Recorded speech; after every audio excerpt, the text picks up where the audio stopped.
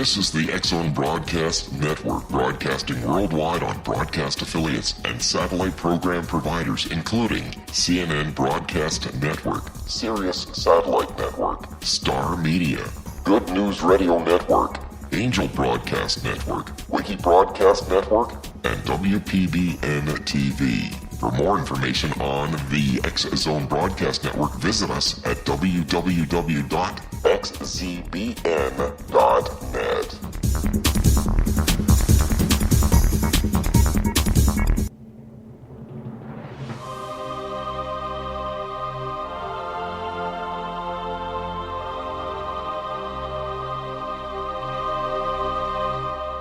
The Science of Magic with Gwilda Wiyaka is largely an opinion talk show. All opinions, comments, or statements of fact expressed by Gwilda Wiyaka's guests are strictly their own and are not to be construed as those of the Science of Magic or endorsed in any manner by Gwilda Wiyaka, rel-mar McConnell Media Company, its affiliated networks, stations, or employees.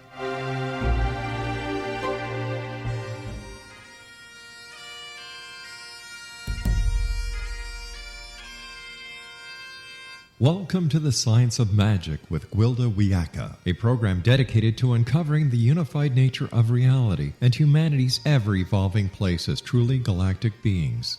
For more information on the Science of Magic with Gwilda Wiyaka, visit us online at www.thescienceofmagic.net.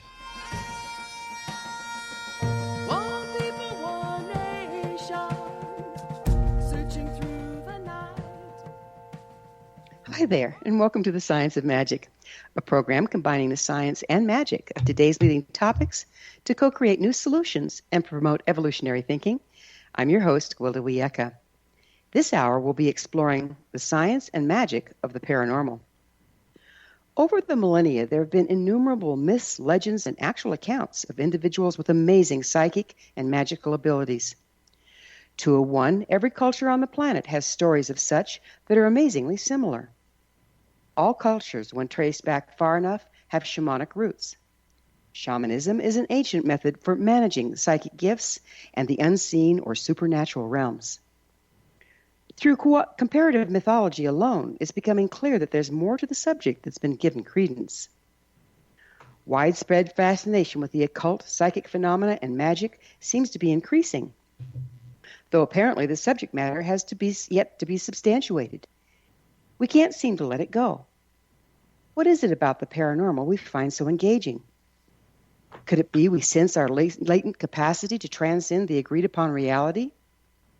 Could magic be our birthright? If so, why has science not proven its existence? Or has it? Our next guest may have some interesting insight into the science and magic of the paranormal. With us this hour is Dean Radin, a chief scientist at the Institute of Noetic Sciences, an associated distinguished professor of integral transpersonal psychology at the California Institute of Integral Studies.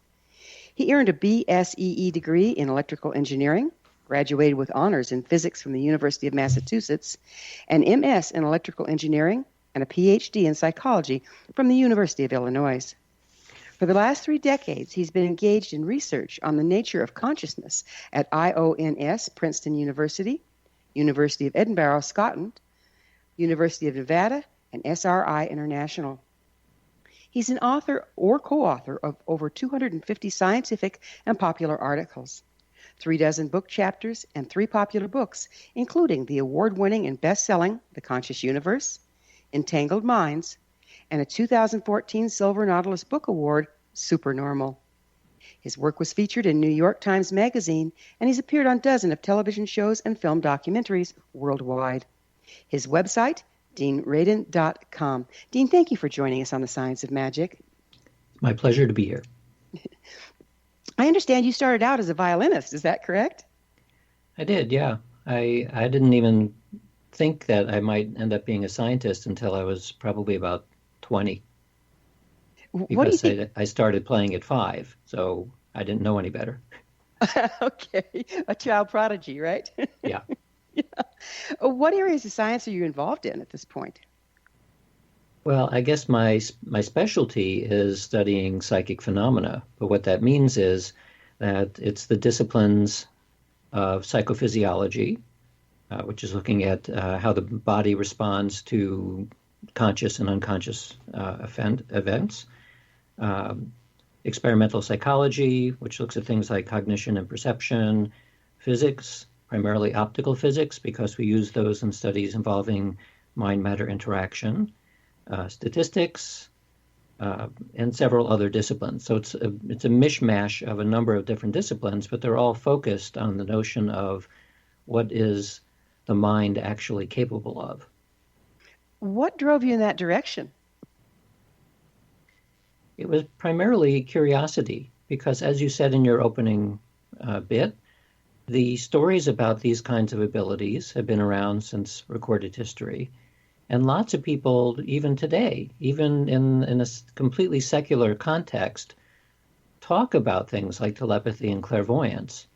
And so, since I'm trained as a conventional scientist, how could you not be interested in seeing whether those kinds of things are true or not? So many years ago, almost 40 years ago now, I started to do experiments on these phenomena, and to my surprise and delight, I found that from an experimental point of view, you can show that they actually do exist. And then, of course, I was hooked.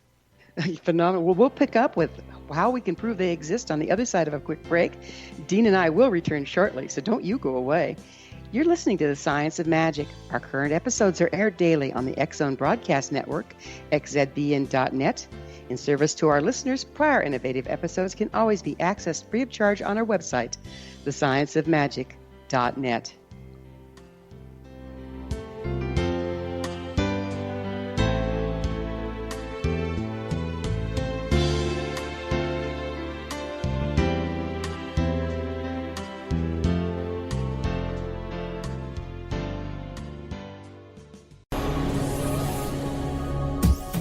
This is the X Zone Broadcast Network, broadcasting worldwide on broadcast affiliates and satellite program providers, including CNN Broadcast Network, Sirius Satellite Network, Star Media, Good News Radio Network, Angel Broadcast Network, Wiki Broadcast Network, and WPBN TV. For more information on the X Zone Broadcast Network, visit us at www.xzbn.net.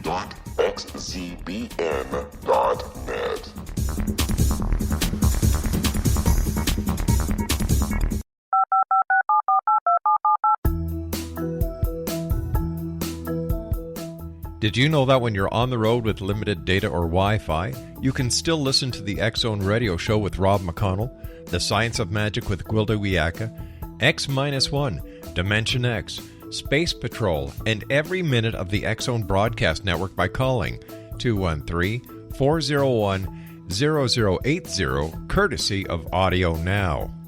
No smartphone, app, or internet needed. It saves your data plan, and it's free if you have unlimited minutes. Call 213-401-0080 to listen on any phone, anytime, anywhere. Remember 213-401-0080 for the best of the paranormal, parapsychology, and sci-fi radio programming anywhere, 24/7, 365.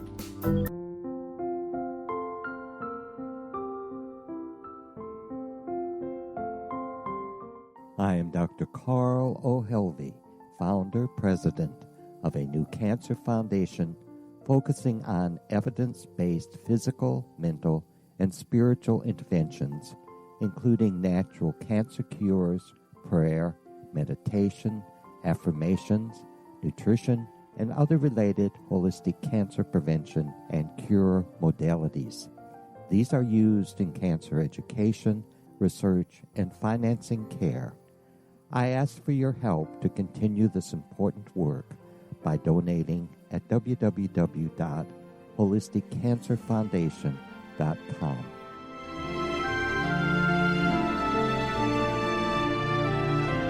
Hello, I'm Pete Marsh. With my daughter Justina, we will be presenting the new radio show, Too Good to Be True. If something seems too good to be true, it usually is. But with the help of Justina's amazing gifts, we're going to gain insight into questions that don't yet have complete answers.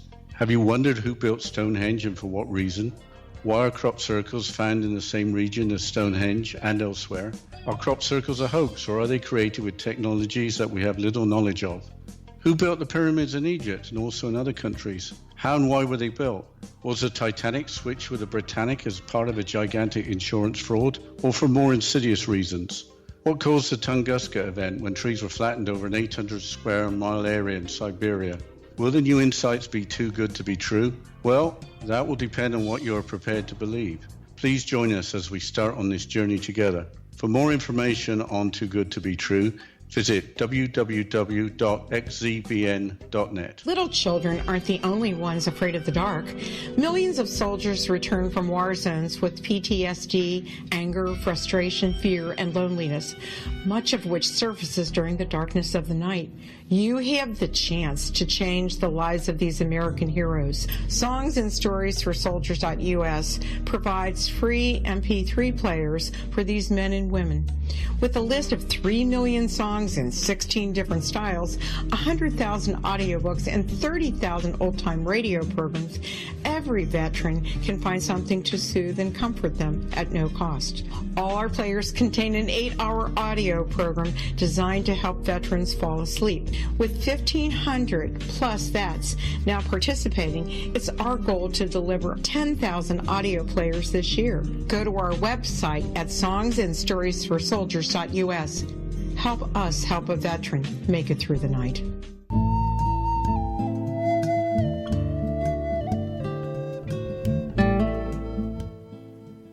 Welcome back. This is The Science of Magic, dedicated to unification and evolution of consciousness.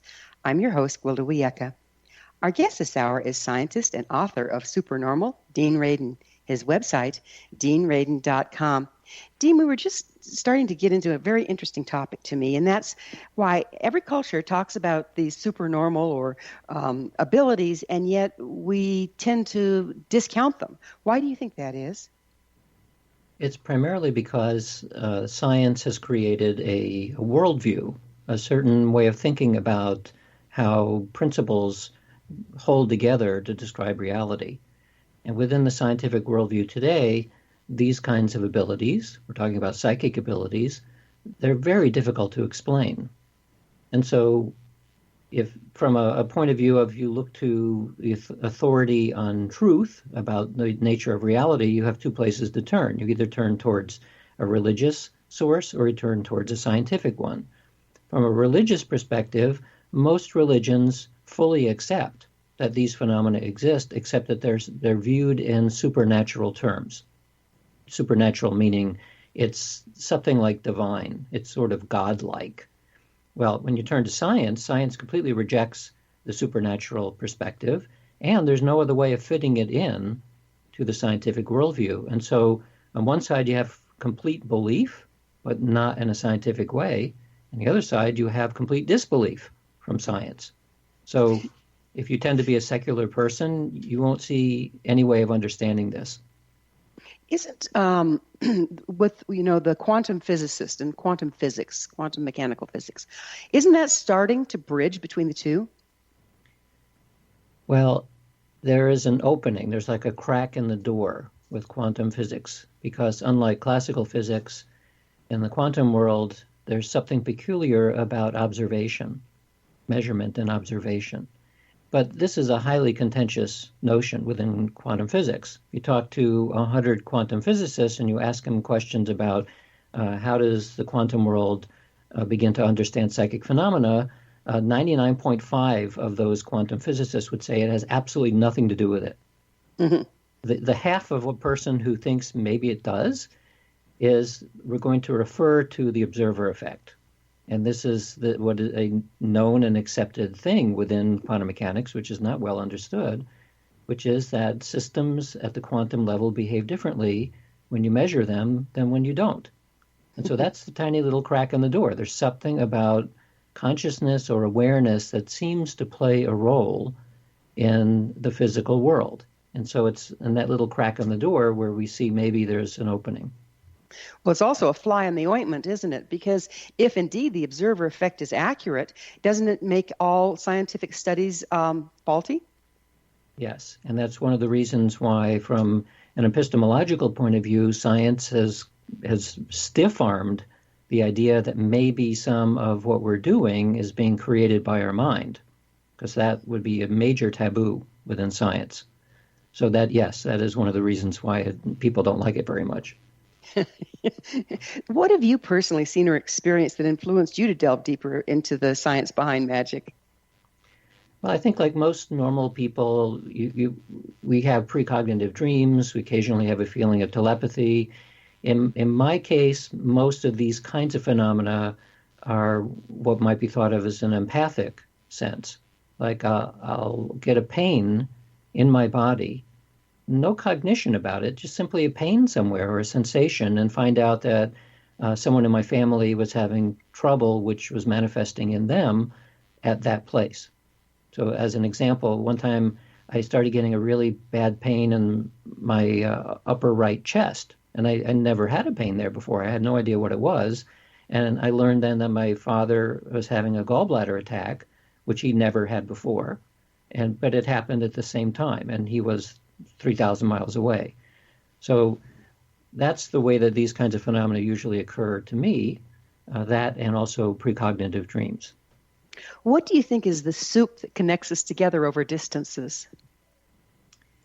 Well, I'm beginning to think that it is something about the nature of consciousness that we don't understand very well.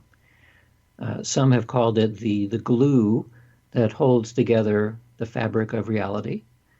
I kind of suspect that, and you actually, there's a trend now within science to reconceptualize reality in terms of information. Mm-hmm. Information is really close to what we think of as consciousness. And others think that maybe reality is mathematical. Well, what's mathematics? It's a symbolic language. So again, it's a kind of information.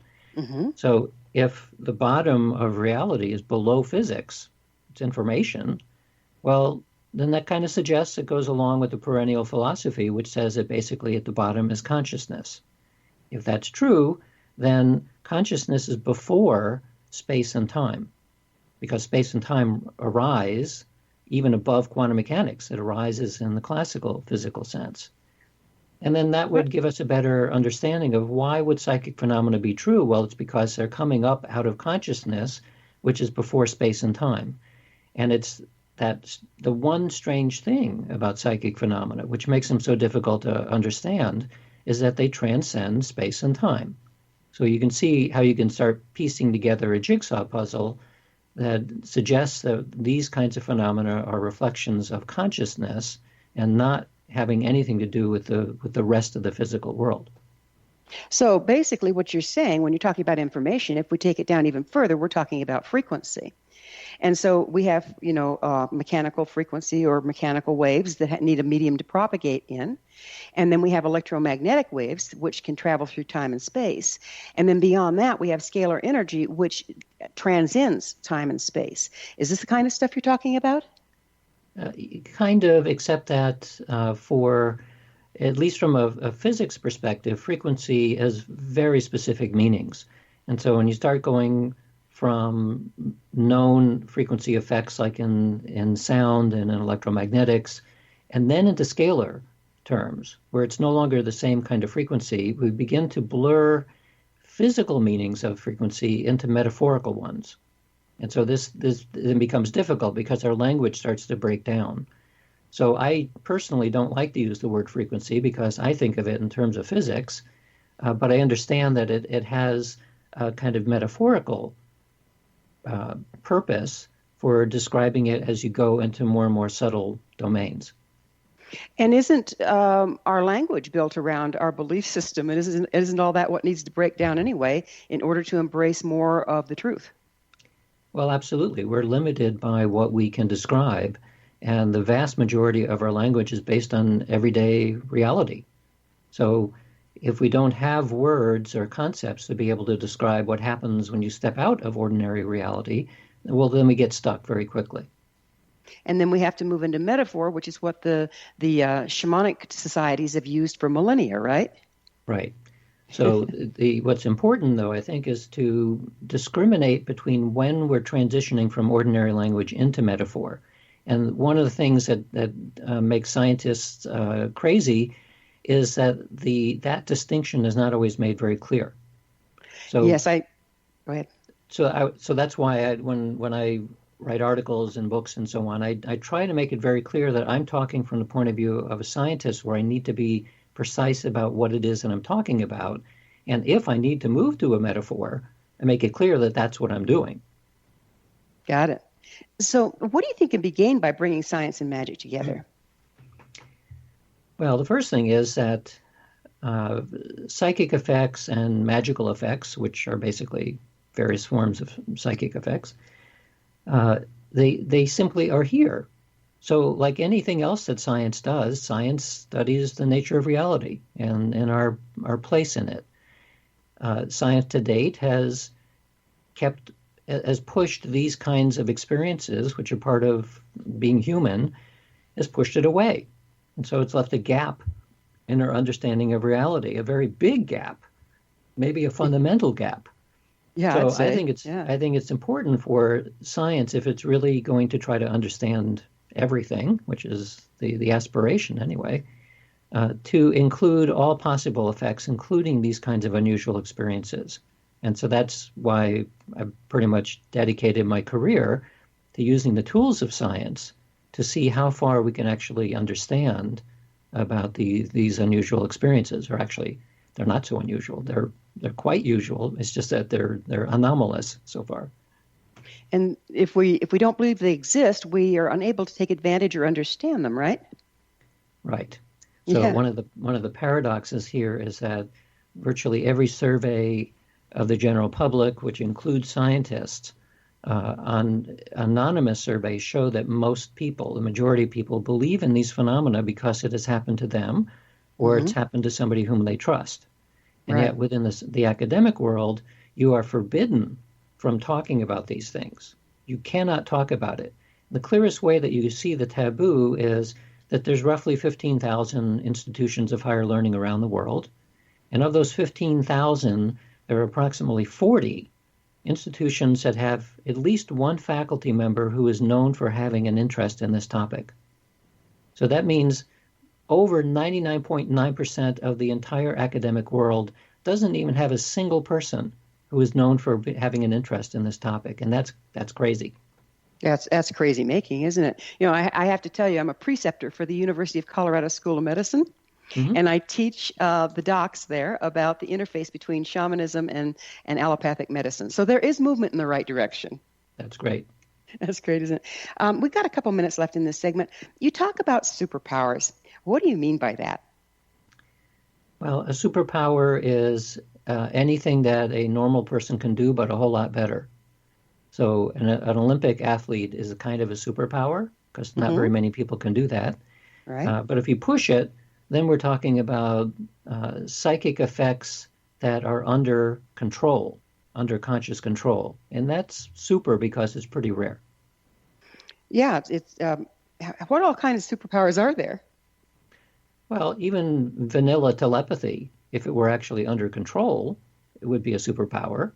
And then, of course, we have clairvoyance and precognition. But if you push it even further, especially into the domain of the yoga skills, then we're talking about things like levitation and invisibility and being able to use clairvoyance to see at the microscopic scale to the cosmic scale and those kinds of things. I find a lot of commonality between the ancient practice of yoga and the ancient practice of shamanism. I mean, the abilities to control these things have been around for millennia, haven't they? Yes, at least the stories about them have been around forever. And stories are cross-cultural, which gives a little bit more credence to the possibility that there are actual effects that are being described. The problem with historical records is that they're always embellished. So one of the reasons I take a scientific approach is to see if these phenomena are really real, can we see them in the laboratory? Because once you can do that under controlled conditions, then you have a reason to start believing the ancient stories. That's interesting. Do the controlled conditions tend to inhibit them sometimes, do you think? Absolutely. Every time you do an experiment in the laboratory, it's an artificial construct. It is constraining the nature of the phenomena itself. So Absolutely. What you lose in the magnitude of the effect, you gain in the confidence that it's real. Got it. We're going to have to take another quick break here. Dean and I will return to our discussion on the other side of this break, so don't you go away. We're coming to you through the X Zone Broadcast Network. Don't miss the other fine shows and hosts on xzbn.net. You're listening to The Science of Magic, your resource for creative solutions in a changing world, thescienceofmagic.net.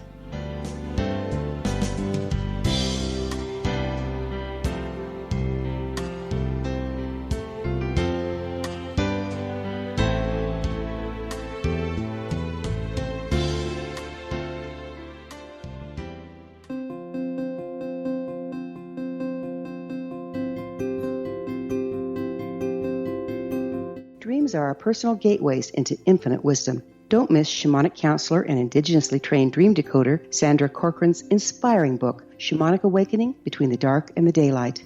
This remarkable work chronicles Sandra's 35 years of experience with diverse wisdom keepers and her initiations throughout the Americas and across the British Isles, Turkey, Greece, and Egypt. Sandy's knowledge of symbology, psychology, and myth influence her dream blog and workshops. Sandy offers private tarot readings, international journeys, a meditative CD, as well as her book, Shamanic Awakening, to encourage you as you navigate this earth walk, creating a deeper connection to yourself and all that is. Find this and more at Sandy's website, starwalkervisions.com.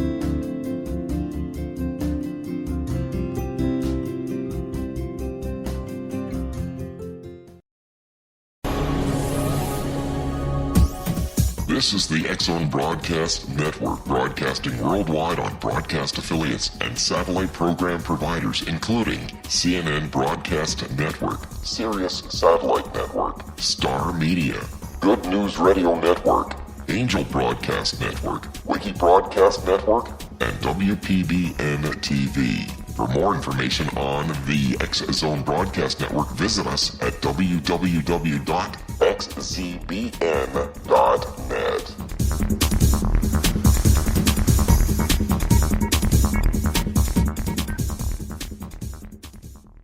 How would you like to be able to read other people's minds? Well, the next best thing is here. When you know how to read a person's name, you know how the person thinks, feels, and behaves. Each letter in our name holds a key to unlock our true essence. Our name contains both our gifts and challenges in this lifetime. Mnemology science discovers personality secrets hidden in the placement of the letters of our names, including the first and last impression people remember about us. Sharon shows us how to interpret the arrangement of letters as outlined in her book, Know the Name, Know the Person. Sharon Lynn Wyeth created mnemology science after 18 years of research and testing her theories, and has supported thousands of people around the world in understanding themselves and others better. You'll enjoy Sharon's unique teachings as she shares her system to learn the gifts behind your given birth name. Even if you don't like your birth name, there are jewels in this book. If you're thinking of changing your name, ready to name your child, or wanting to get along better with others, this is the book for you. If you'd like to improve your relationships and change your life for the better, get the book today, Know the Name, Know the Person, or visit www.knowthename.com. That's www.knowthename.com.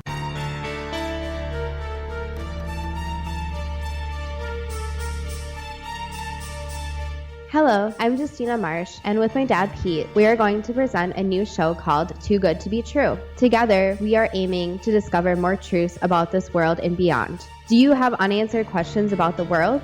Do you ever wonder about aliens, conspiracy theories, or the universe?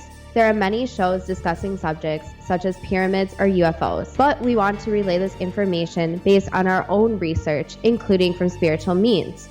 Hopefully, listeners will be helped with their own beliefs and will appreciate the psychic insights that add to the previous research and information. We both look forward to sharing this insight and beginning this journey with our listeners. Visit xzbn.net for more information about when to listen.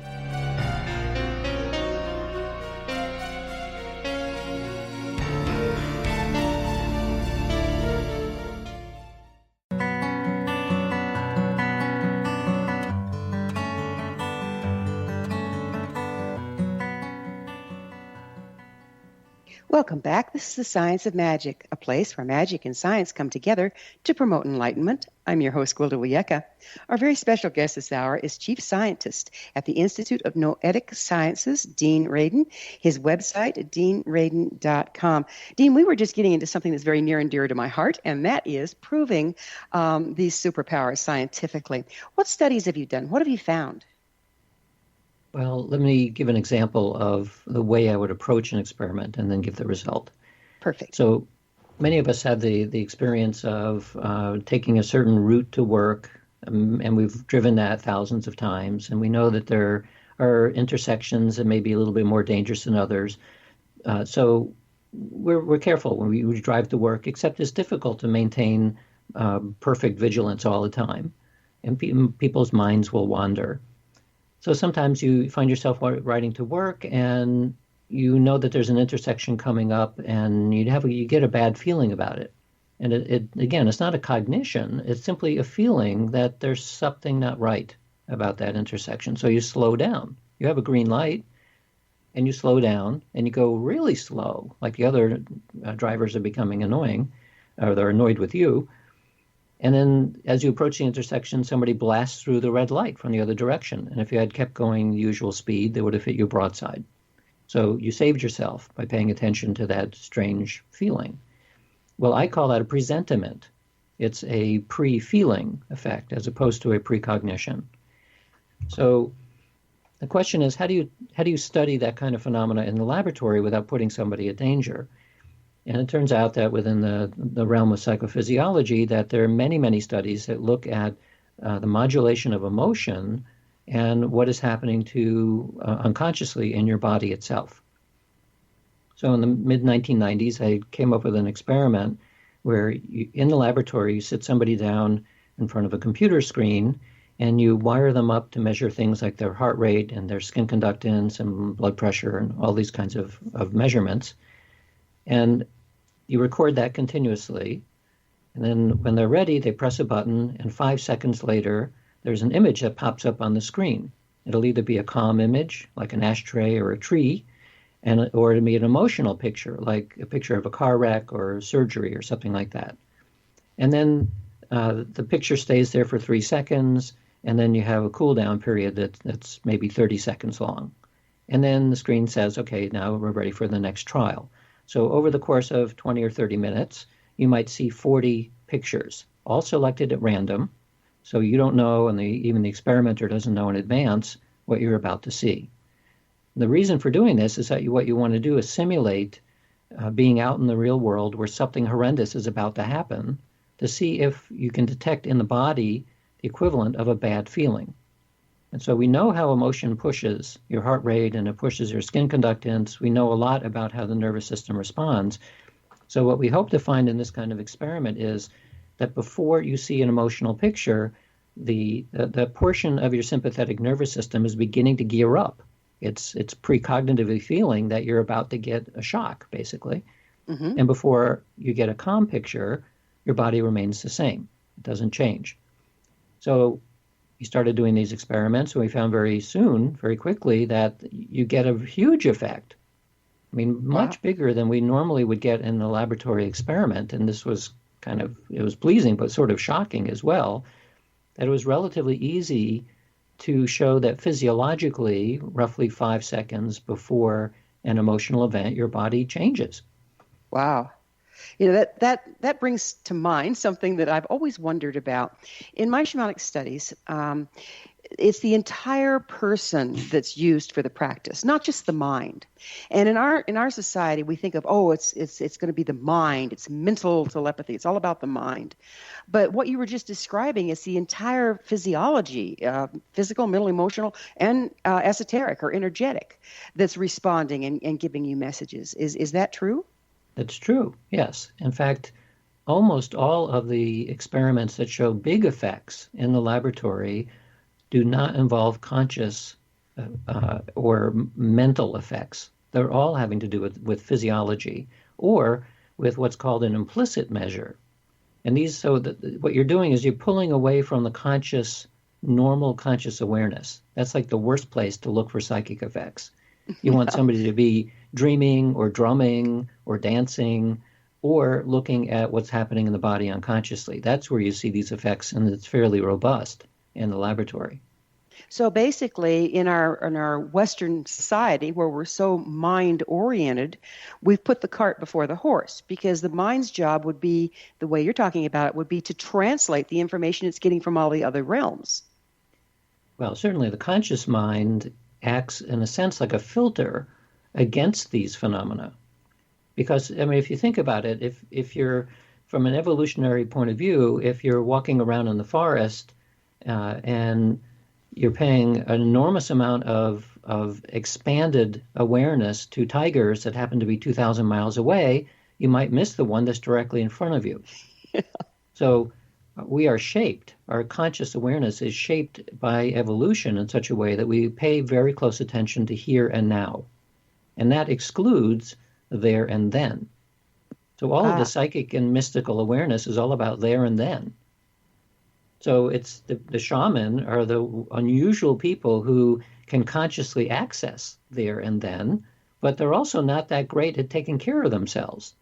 So you need a society that values that some people are going to be different, like shaman, and they will be taken care of. Whereas in modern society, we don't have that anymore. You could be a flagrantly psychic person and actually not be doing very well because you won't be perceived as being grounded. And so we don't know what to do with those people. They're devalued, which is a pity. Yeah, it is. It is. How much scientific research has gone into supernormal abilities? Well, over about 150 years, starting roughly in 1882 in England. That was the first organized scientific society. And since then, roughly 3,000 experiments have been published in journals. At any given time, there's probably about 100 people around the world who are actively engaged in a scientific way looking at these kinds of phenomena. So it's not a huge amount. I mean, it's not millions of people that are involved in this in a scientific way, but there's been a continuous stream of people looking at this for a very long time. If science has already had evidence of superpowers over however many years, why are they still being ignored and discredited? Well, as I said, the scientific worldview that has been developed for about 4 centuries doesn't know how to explain these effects, because consciousness is only very recently considered to be a valid topic in the academic world. So that's one reason. The other reason is that from a religious perspective, and primarily Catholicism, but other religions as well, these phenomena are accepted, but they're considered to be demonic. And so from both sides, you have suppression. You have suppression from religion, you have suppression from science, and that doesn't leave much room for anybody else except for the occasional iconoclastic scientist like myself. Mm-hmm. You know what I find interesting, Dean, is that while superpowers are scoffed at, it's still illegal at this point to practice shamanism in many countries. And in the USA, the Native Americans were forbidden to engage in their medicine practices until as late as the 1980s. So if there's no power, why all the effort to suppress it? I smell something here. Well, as I said, from a religious perspective, all of these phenomena were completely accepted, but only if they're done within the constraints of the church. So priests, Catholic priests, are allowed to do miracles. Like the Eucharist is literally a magical miracle. Whereas anybody who is not a priest and doing it outside the confines of the church would be considered heretical. And heretics were burned. So there's a very long, thousands of years of suppression from the church point of view. And then, as I said, from the scientific point of view, it's a taboo because these phenomena are considered to be supernatural. And science doesn't deal with the supernatural, so it's excluded by definition. In the case of laws against witchcraft and laws against use of shamanism, that mostly comes out of religious backgrounds. It's objections from religion. I mean, look at the Catholic Catechism, has very clearly written prohibitions that you do not do this stuff. So for people coming from a religious perspective, you're simply forbidden. You're not allowed to do it. It sounds like control from both sides, right? It's an issue of control. Well, it's certainly control from the religious side. From the scientific side, I think it's more about sustaining the status quo rather than something like control. I mean, sustaining a status quo in terms of ideology. Well, I guess, maybe you're right. Maybe that's what's going on in religion as well. It's maintaining control of ideas. Control of the common denominator belief system, which creates reality. Right. Yeah. Do you think we all have the potential to develop superpowers? I think any creature that is sentient can have some degree of these abilities. And actually, we know that that's the case because we've done presentiment tests with animals all the way down to earthworms and actually even recently planaria. So we know that this is not a human-centric ability. It's seen in dogs and cats all the way down to insects. So this suggests that it has something to do with the capacity to be aware, in other words, consciousness. On the other hand, we know, just as there are Olympic athletes who can do things that we can't do, that there's a certain talent for these phenomena. So my guess is, based on a lot of laboratory research, that the talent that we're dealing with is roughly distributed the same way that any form of musical or sports talent is distributed. You're going to find some people who are incredibly good, but rare at the top end, and you're going to find people at the bottom end who are completely psychically blind. They can't do anything, but the majority of people will kind of fall somewhere in the middle, and they'll be able to do a little bit. You know, if you watch the animals, it's amazing. They're connected. If you ever watch a pack of coyotes hunting together, they're connected. If you watch a big flock of birds flying together, they'd have mid-air collisions all the time, but they're connected somehow. And yet we've lost our interconnectedness, I think, to our extreme detriment, don't you? Well, there are cases, though, when we've studied collective consciousness in groups. And we see this, especially in sometimes sports teams and sometimes choral events or big ceremonies, where people report afterwards that they felt something strange. They felt electricity in the air. They felt they're in the zone. They felt a gelling of the collective mind. So we're social creatures as well. And on occasion, we can pay attention to the fact that the group has become coherent. And so a part of our research program has been looking at collective consciousness and seeing if we can measure what is happening when people report these somewhat unusual instances, when they feel like the mind coalesces into a giant mind. Yeah, I've experienced that in musical performance. It's like when a group is really together, it's just magical, isn't it? Right. And you see this occasionally in sports teams, too, where a team that might be basketball or hockey or something that are just normal. We're going to have to pick up on the other side of a break. Dean and I will be back shortly, so don't leave us now. This is The Science of Magic, your resource to all music professionals of science and the esoteric, working to create common ground for the betterment of our world. Join our email family to receive our amazing topic-driven episode collections at thescienceofmagic.net.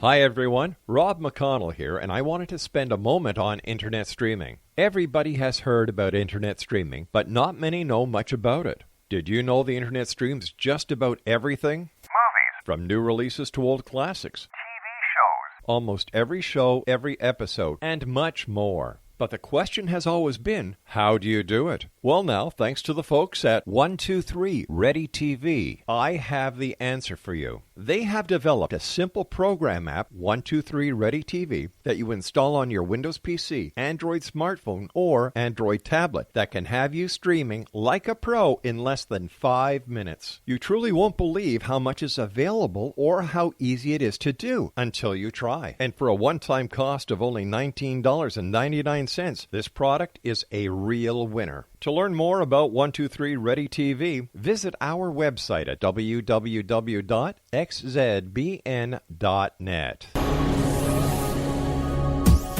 This is the X-Zone Broadcast Network, broadcasting worldwide on broadcast affiliates and satellite program providers, including CNN Broadcast Network, Sirius Satellite Network, Star Media, Good News Radio Network, Angel Broadcast Network, Wiki Broadcast Network, and WPBN TV. For more information on the X-Zone Broadcast Network, visit us at www.xzbn.net.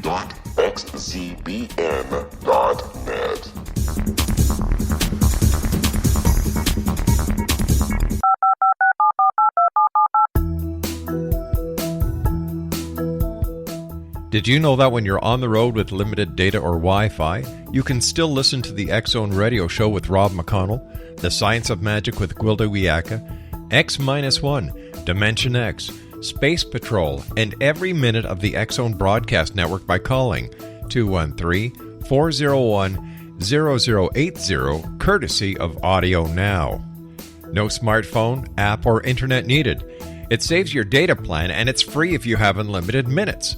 Call 213-401-0080 to listen on any phone, anytime, anywhere.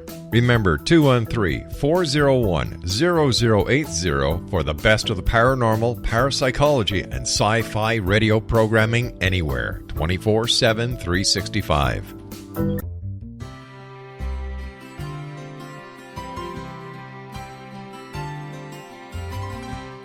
True healing must address 4 levels: physical, emotional, mental, and spiritual, for us to live joyful and productive lives. We tend to treat 3 of the 4, leaving the spiritual languishing. If you're tired of the same dysfunctional patterns cropping up in your life, Soul Balancing is for you. Trixie Phelps, owner and founder of Soul Balancing, is a naturally gifted energy healer trained in numerous esoteric forms, including shamanism. Trixie has created a powerful modality that safely and effectively clears your energetic field. A Soul Balancing session can remove interference, heal trauma, and restore your hope. Contact Trixie for a life-changing long-distance session today, www.soulbalancing.world.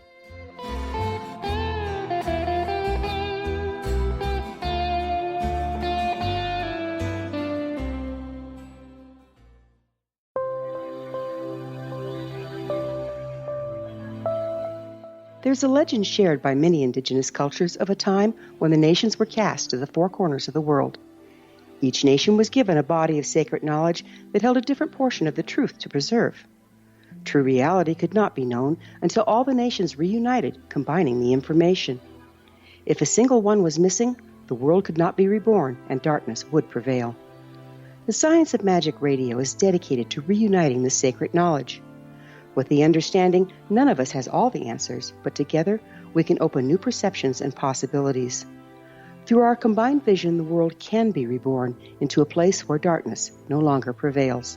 Join me, Gwilda Wiyaka, and the Science of Magic daily on the X-Zone Broadcast Network, xzbn.net, or visit us at thescienceofmagic.net.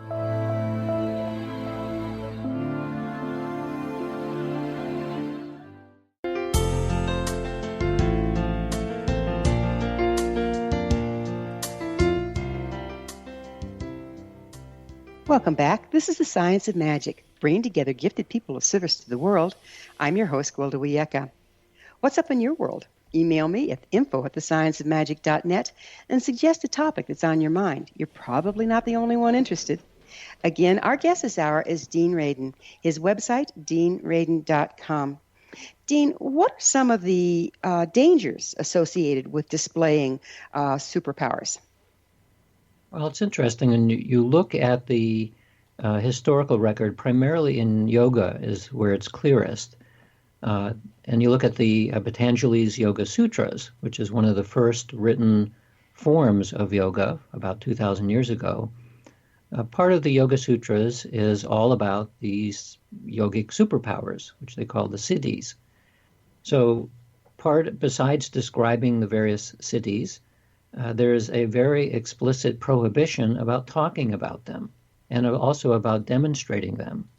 And the reason within that tradition was that if you start showing your superpowers to other people, it will inflate your ego.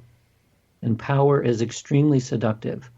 So the stories that we see more in contemporary society is stories like in Star Wars, where you have Darth Vader.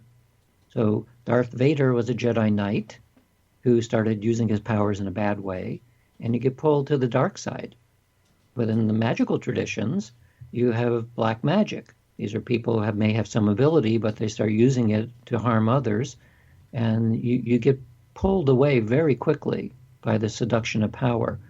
So the warnings are partially meant to tell people that you need to be careful about who you demonstrate this to, because you will get sucked down really fast. I like the way you say sucked down, because in my experience, there's checks and balances to power. In other words, the windows, the light's only as clear as the window through which it shines. So power can be accessed to greater degrees the more processed you are and the more balanced you are. And if you start going into an imbalance, which is a place where you become exploitive, the power tends to not be as accessible. Is that written in there? Have you seen any reference to that? Are you referring to the idea that the more advanced you are, more enlightened you are, that the more likely you will be using these abilities for good and not for bad? Yes. Yeah, I think that's actually not true. I think that these abilities are simply a reflection of the natural world.